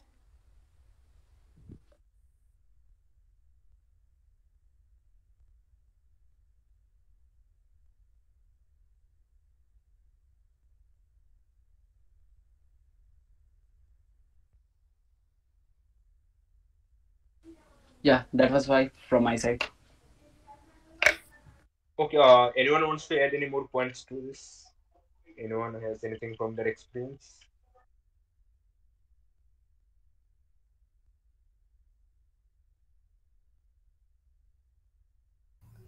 I just wanted to know, is there any person like me, they get demotivated during contest due to overwhelming performance of their batchmates? Is there anyone like me? Means होता क्या है ना यार, मतलब मैं जब contest देता हूँ ना, इस फर्स्ट क्वेश्चन सॉल्व किया तो क्या हो रहा है, जैसे मतलब मैं सोचते रहता हूँ क्योंकि मैं न्यू हूँ, ज्यादा दिन हुआ नहीं है, और अपने दोस्तों का सॉल्यूशन देखता हूँ, जैसे मयूर, अतिथि, हर्ष, ये लोग मतलब 3 मिनट 5 मिनट सबमिशन होते रहता है, और इस टाइम मेरा दिमाग खराब हो जाता है, मतलब क्या हो रहा है, व्हाट इज गोइंग ऑन, मतलब मैं गलत सोच रहा हूँ, ऐसा समझ में आने लगता है। तो ऐसा किसी के साथ होता है क्या, मतलब गॉट डिमोटिवेटेड या फिर इंटरेस्ट लूज कर देना, कॉन्टेस्ट से छोड़ देना? इट्स नेचुरल प्रवेश, ये सब नेचुरल है। स्टार्टिंग में जब तुम स्टार्ट कर रहे हो तो देखो फोकस रखा करो कि तुम ट्राई करो क्वेश्चन करने का। जरूरी नहीं है तुम्हारा परफॉर्मेंस काफी अच्छा हो जाएगा स्टार्ट में ही। इस टाइप फोकस करो कि तुम टाइम लगाओ और 2-3 पॉइंट्स देखो। जो जैसे मयूर ने एक चीज बताया, एक्यूरेसी पे ध्यान दो भी स्टार्ट में, जल्दी परफॉर्म करने का। देखो उन्होंने कुछ लोगों ने पहले से जो स्टार्ट किया है उनका एक प्रैक्टिस बन गया है, उन्हें एक्सपीरियंस हो गया है। तो नेचुरली कई बार ऐसा चीज होता है जो तुम्हें सोचना पड़ेगा, तुम स्टेप बाय स्टेप उसे फॉर्म करोगे तब तुम उसे इम्प्लीमेंट करोगे। पर ड्यू टू एक्सपीरियंस हम लोग को बहुत सारी चीजें, जो बहुत सारे स्टेप्स करने पड़ते हैं, वो नेचुरली याद टाइप का हो जाता है, तो हम सीधे इम्प्लीमेंट कर सकते हैं। काफी सारे स्टेप स्किप करके सीधे इम्प्लीमेंट हो जाता है। तो ये धीरे धीरे एक्सपीरियंस बिल्डअप होता है और ये तुम सबके साथ होगा। अभी स्टार्टिंग में ये सब प्रॉब्लम आएगी, पर देखो अभी मतलब डिमोटिवेट नहीं होना है किसी को। तुम मेहनत प्रॉपरली करो, with in a month 2 month तुम देखोगे तुम भी 3 मिनट 5 मिनट 6 मिनट में ये प्रॉब्लम कर पा रहे हो, डीवी कर पा रहे हो। धीरे धीरे सब धीरे धीरे ग्रोथ होती है, समझ रहे हो? yes that is what I wanted to say, that नहीं होना है ऐसा, मैं यही कहना चाह रहा था। मेरा जब शुरुआत का फेज था तब मैं ऐसा हो रहा था मेरे साथ। अभी मेरे पास एक्सपीरियंस हो गया 3 मंथ, तो मैंने ब्रेक लिया। After that I am feeling cool and अब ठीक है मेरे साथ। मैं करता हूँ, अपना करता हूँ और नहीं होता मैं चेक ही नहीं करता किसकी स्टैंडिंग्स कितनी है, बाद में चेक करता हूँ जब सॉल्व कर लेता हूँ तब। नहीं तो मैं सच में छोड़ देता था कॉन्टेस्ट, मतलब मेरे से हो क्यों नहीं रहा है, मतलब क्या एक्स्ट्रा सोच रहा है ये लोग, मतलब 5 मिनट में कर दिया, 3 मिनट में कर दिया और मैं अभी तक 15 मिनट हो गए, 20 मिनट हो गए, ऐसा क्या है इस टाइप का। तो होता था मेरे साथ, तो अब नहीं होता है, मतलब अब मैं देखता ही नहीं हूँ। So that is what I wanted to share with all of you, that please ऐसा नहीं करना है, मतलब अपना करते जाना है, सब कुछ ठीक हो जाएगा। क्योंकि सच में मतलब भैया लोगों ने बहुत ज्यादा मेहनत किया है, मैंने देखा है। जैसे अतिथि, मयूर, हर्ष, सात्विक, बहुत ज्यादा इन लोगों ने मेहनत किया है और तब जाके मतलब इतना कॉन्फिडेंट है वो लोग, जल्दी कर देता है। और यही मैं भी शेयर करना चाहता था, यही मेरा एक्सपीरियंस था, मतलब जो भी है। हेलो, मैं भी एक बात शेयर करना चाहता हूँ। एक्चुअली ना मेरे साथ ये बहुत ज्यादा होता है कि मैं थोड़ा डीमोटिवेट हो जाता हूँ, कॉन्टेस्ट अच्छा नहीं जाता, फिर कॉन्टेस्ट देने का मन नहीं करता। अगर मान लो कि थोड़ा कॉन्टेस्ट खराब जाने लगा ना, तो मैं छोड़ देता हूँ बीच में ही कॉन्टेस्ट। पहले तो ये नहीं करना है कि बीच में कभी कॉन्टेस्ट नहीं छोड़ना। अगर तुम कॉन्टेस्ट दे रहे हो तो प्रॉपरली कॉन्टेस्ट दिया करो, जस्ट लाइक एन एग्जाम की। एग्जाम में अगर एक बार बैठ गए तो बैठे रहो, नहीं बनता नहीं बनता, तुमको उठना नहीं है। तो ये मेरे साथ बहुत ज्यादा, आई एम टेलिंग दैट मैं क्या क्या करता हूँ विच आई शुड नॉट डू। मैं बीच में ही कॉन्टेस्ट से उठ जाता हूँ अगर मेरा कॉन्टेस्ट अच्छा नहीं जाता है तो। This is the first thing you should always avoid. And second thing is that I do a very bad practice of practicing easy problems. Don't practice easy problems. Practice quality problems. Always prefer quantity over quality. मेरा ये बहुत गंदा आदत है कि मैं एक certain range के क्वेश्चंस को बहुत ज्यादा प्रैक्टिस कर लेता हूँ और उसके बाद क्या होता है ना कि मेरे प्रोफाइल में दिखता है कि मैंने बहुत ज्यादा प्रैक्टिस किया हुआ, but eventually you see that मैंने इजी प्रॉब्लम्स बहुत ज्यादा प्रैक्टिस किया हुआ है और टफ प्रॉब्लम्स उतने ज्यादा प्रैक्टिस नहीं किया हुआ है। Let me show you something, I'll tell you. Is my screen visible? Yeah. Yes, visible. You can see that मैंने आर्ट्स रिलेटेड के प्रॉब्लम 140 प्रॉब्लम सॉल्व किया। if I am not wrong that 140 problems तो बहुत लोगों ने सिर्फ solve ही नहीं किया होता है अपने कॉलेज से। 140 प्रॉब्लम बहुत लोगों ने सॉल्व ही नहीं किया। मैंने एक रेटिंग के उतने प्रॉब्लम सॉल्व कर दिया है, ठीक है। फिर 900 प्रॉब्लम देखो बहुत सारे सॉल्व किया, लेकिन जब टफर प्रॉब्लम्स आते हैं अराउंड 1500 से लेके अब, तो 1500 के मैंने ओनली 23, फिर यहाँ पे 11 प्रॉब्लम सॉल्व किया। इसीलिए जब मतलब प्रॉब्लम नंबर सी या डी कभी आता था, डी तो कभी बनता नहीं कोड फोर्सेस में, सी भी कभी कभार अगर बन गया तो अलग बात है, ठीक। तो मैं बहुत कम रेटिंग के प्रॉब्लम बनाता हूँ। और कभी कभी मेरे साथ ये होता है ना कि कभी मेरा कॉन्टेस्ट अच्छा नहीं गया तो मैं एक ऑल्ट अकाउंट बना लेता हूँ, ऑल्ट अकाउंट में प्रैक्टिस करने लग जाता हूँ मूड जब मतलब सही नहीं रहता। इसलिए तुम लोग को पता होगा कि मेरे 3-4 ऑल्ट अकाउंट है, जस्ट लाइक दैट। मैं 1-2 ऑल्ट अकाउंट दिखाना चाहूंगा कि मैं मतलब ये बहुत रॉन्ग प्रैक्टिस, मतलब ये है प्रैक्टिस करने का बहुत रॉन्ग वे है। जस्ट लाइक कि मैंने एक नया अकाउंट बना लिया, सिर्फ 1-2 दिन प्रैक्टिस करूंगा कि हाँ प्रैक्टिस कर लिया बस, इसलिए मैं 1-2 नए अकाउंट बना लेता हूँ। जैसे ये एक अकाउंट हो गया, फिर हो गया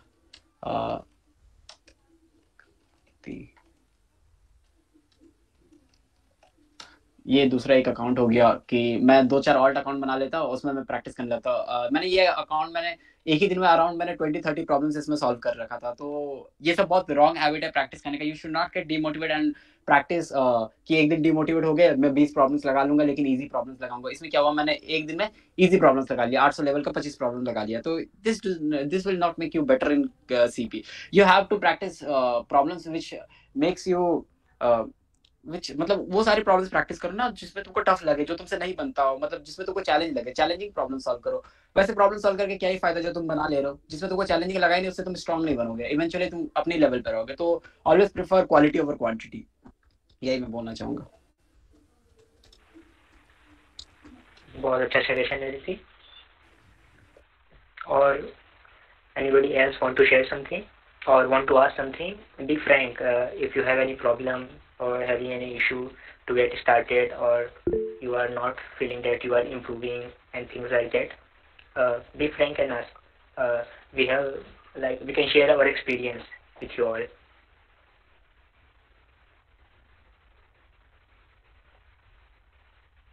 Okay, there is one question like Radson has asked. For entering the coding platforms, should I clear all the basics, then go for the contest, or just practice the questions directly? Let me share my story. Like when I first gave my when I gave my first contest, at that time I didn't even knew about Eric. Now you are in the second year, you are having DSA and all. You have completed C in the first year, so you must. I am sure that you know about arrays, strings, and many things. But when I first started competitive programming, I didn't even knew about arrays. What like when I saw the questions in competitive programming, I saw that the first question also requires array. So what I did is like at that time, I just googled what is an array. In Geeks for Geeks, it was there. Then I had just gone through the website and I just saw like how to take input in arrays, how to store values, how to get the values from arrays and on. And after the contest went over, I just submitted my first question that got accepted. So for starting competitive programming, you don't need to clear all the basics. You can start now only and learn on the go. That is my thing. Like you don't have to wait for anything. Just at least start from now, and you will learn as with time.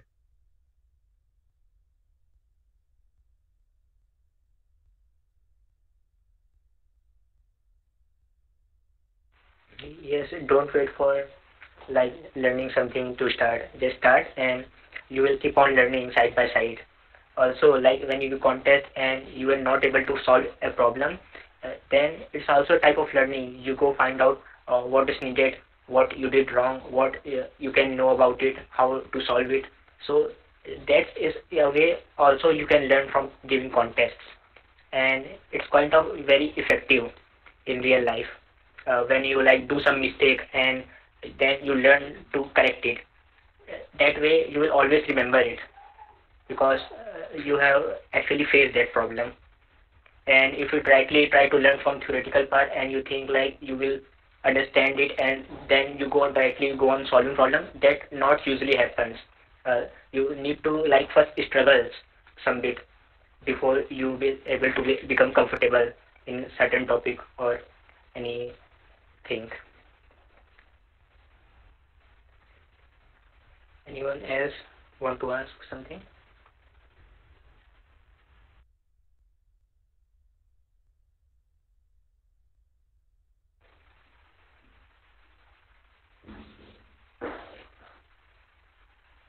I guess no questions.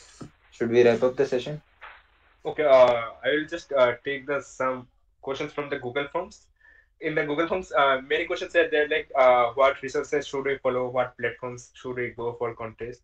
So for contest, you can go to both CodeShip and CodeForces. Both are good, and you should be active in both. You should keep all the contests because consistency is the key. If you are not consistent, then you won't ever get up or you won't ever learn from competitive programming. And the second thing is like what resources to follow. Like we have shared resources many times. Our seniors have shared. We have shared. So also you can just search in the YouTube. Like if you want to study a particular topic, you will just search in the YouTube that I want to learn. Means let's say you want to learn about stacks. So you just search about stacks C++. You will you will get lots of playlists, and then you can see which one is good for you and which is not. So that will surely help you. you have to explore it on your own. Like no one can exactly spoon feed you. Like no one can tell you like you have to follow this playlist or you have to do that. You have to just search on yourself and you have to see which one is comfortable for you. There is a way you have to find out.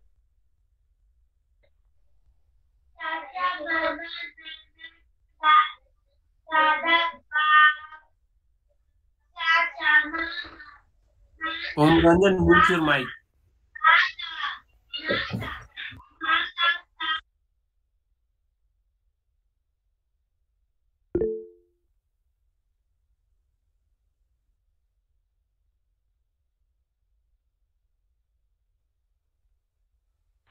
Mayur, I think yeah.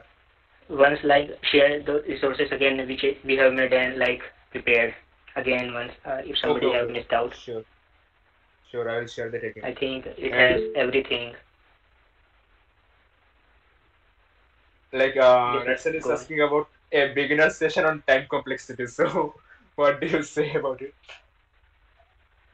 I think time complexity is not that kind of big issue. Go through. We will share resources also. You first try to all go through once, and if you still face problem, then tell. One of us can like personally DM you guys how to do it. But if majority of you faces the same problem, then we can surely have a session on. But I will first advise you to like we will share the resources. Try to go through it once and check if you get idea of it. But still, if you don't get it, reach out to any of us. We will tell it, and if majority of you faces the same problem, we will also take a session on it.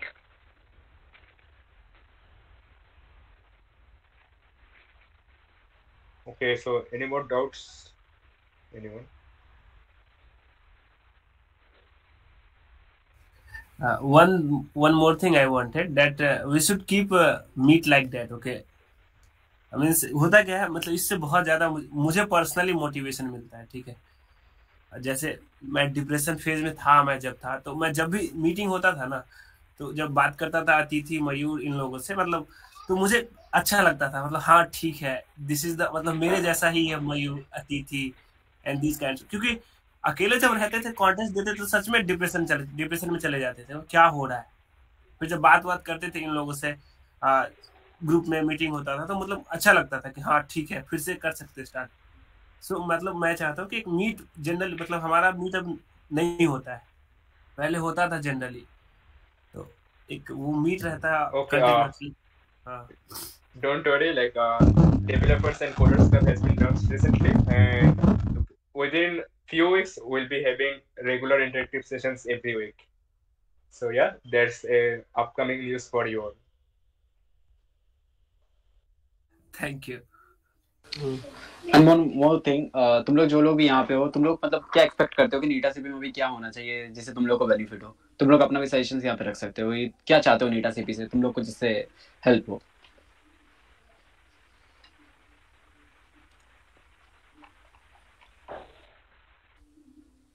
कोई demand नहीं है नीटा CP से.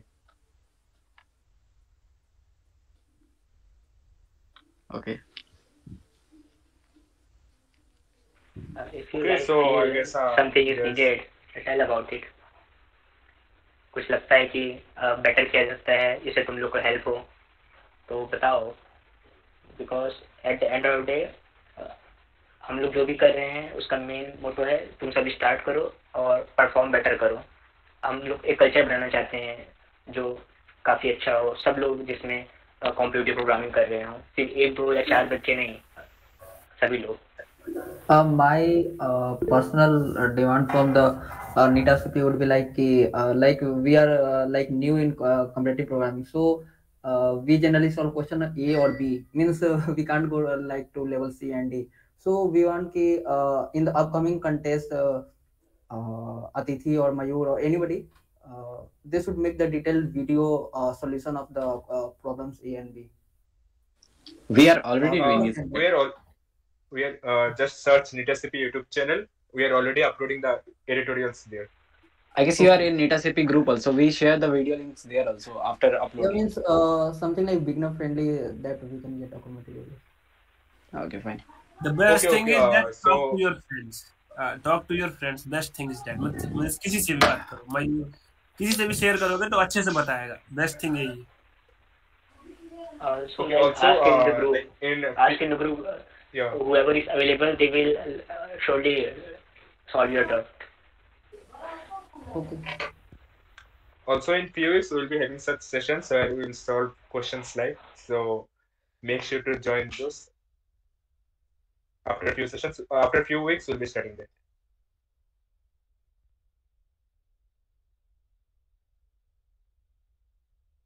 One thing is like once again, like share all the resources whichever we have made, like topic wise things and order whatever. I think we already have shared once, but again, just so that everybody once again get it.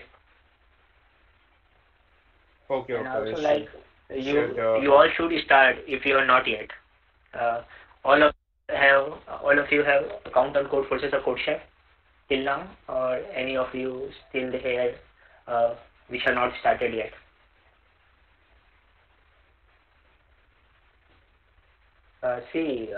एक बात देखो, कभी देर नहीं होती है, अभी भी सही टाइम है, ऐसा नहीं हुआ कोई लेट हो गया है। तुम अभी भी स्टार्ट करोगे, नेक्स्ट 5-6 मंथ में और एक्सपर्ट स्पेशलिस्ट पहुंच सकते हो। कोई अभी लेट नहीं हुआ है, प्रॉपर टाइम है। तो अगर नहीं लिखी हो तो ये मैं सोचो कि पीछे रह गए हो, बहुत लोग आगे निकल गए हैं, ऐसा कुछ नहीं है। सब स्टार्ट करो और प्रॉपर जो भी हेल्प चाहिए, गाइड चाहिए, वो ग्रुप में जो भी तुम्हें लगता है वो पूछा करो। और कोई ना कोई हम में से, हमारी कम्युनिटी काफ़ी अच्छी है, ऐसा नहीं कि तुम पूछोगे कोई बताएगा नहीं, सब बताया जाएगा। ठीक है, पर्सनली रीच आउट भी कर सकते हो हम में से किसी को भी अगर कोई भी प्रॉब्लम आती है तो।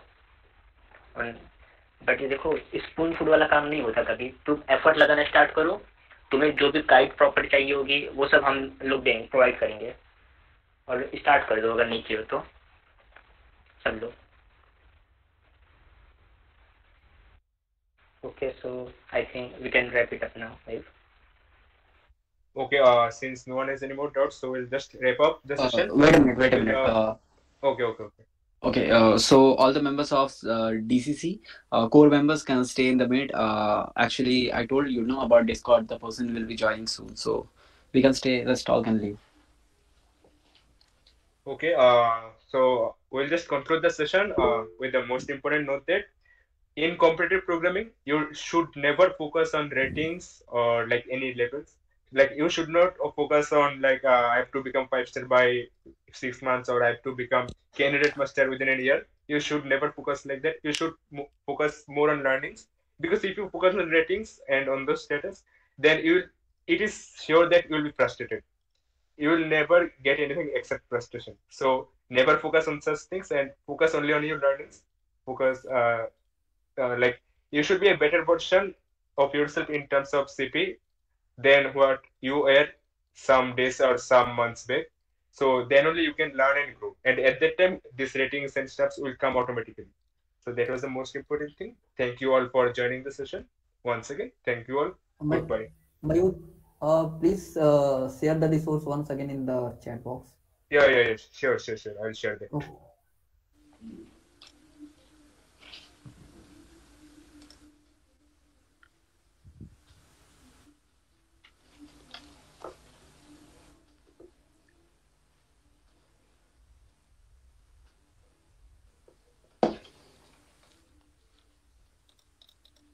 You all can leave now.